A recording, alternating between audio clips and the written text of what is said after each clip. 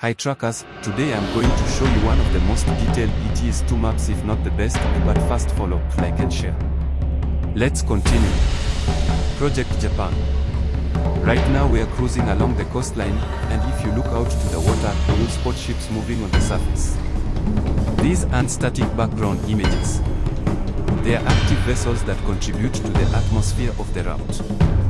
The shoreline itself has been laid out with the kind of care you'd expect from a team that has spent years studying how Japan actually looks from the road. The road network is where this mode begins to show its depth. We are currently on a stretch that includes elevated flyovers and multi-level interchanges. The geometry of these structures matches what you will find in Japanese urban planning. Lane widths, curve radii, and merge patterns have all been referenced from real-world data.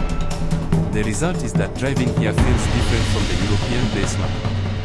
The roads are narrower in places, the interchanges are more compact, and the signage is positioned exactly where a driver in Japan would expect to find it. Speaking of signage, every marker you see is in Japanese. Speed limits, directional arrows, exit numbers, and warning signs all use authentic characters and formatting. There is no English fallback.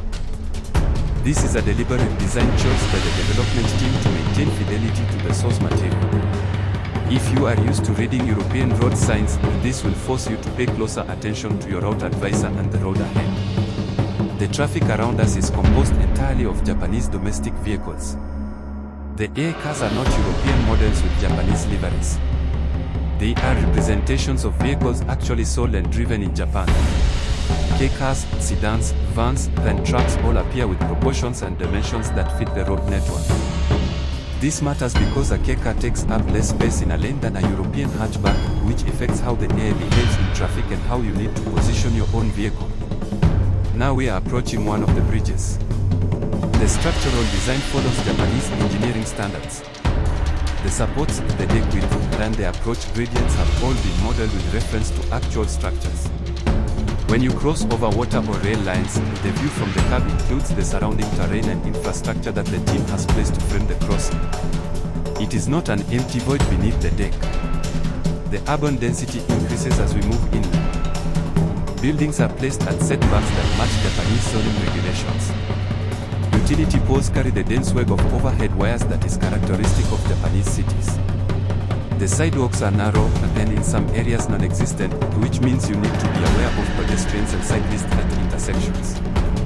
The air handles these spaces with behavior patterns that reflect local traffic customs, including the tendency for vehicles to yield in specific ways at unmarked crossings. The Project Japan mode requires 8 ETS2 map DLCs to function, going east, Scandinavia, Vive France, Victoria, beyond the Baltic Sea, road to the Black Sea, West Balkans, and Iberia. The current release version is January 1st, 10, compatible with ETS2 version 1.60. The file is split into two parts that must be extracted together using 7-zip. Installation instructions are available on the official website, and the team maintains an active Discord server for support and community discussion. The map covers regions that include coastal routes, mountain passes, and urban centers. The current build includes cities such as Osaka, Kyoto, Kobe, and others across the Kansai and Chugoku areas. The team has stated that their objective is to recreate Japanese roads and cities within the ETS2 engine, and the scale of the work reflects that ambition. Each update has added new areas, refined existing roads, and corrected issues reported by the community. What you are seeing in this footage is the result of that ongoing process. The coastal section with the ships, the flyovers and bridges, the Japanese traffic and signage, all of it is part of a single cohesive package. There is no need to stack multiple modes to achieve this look.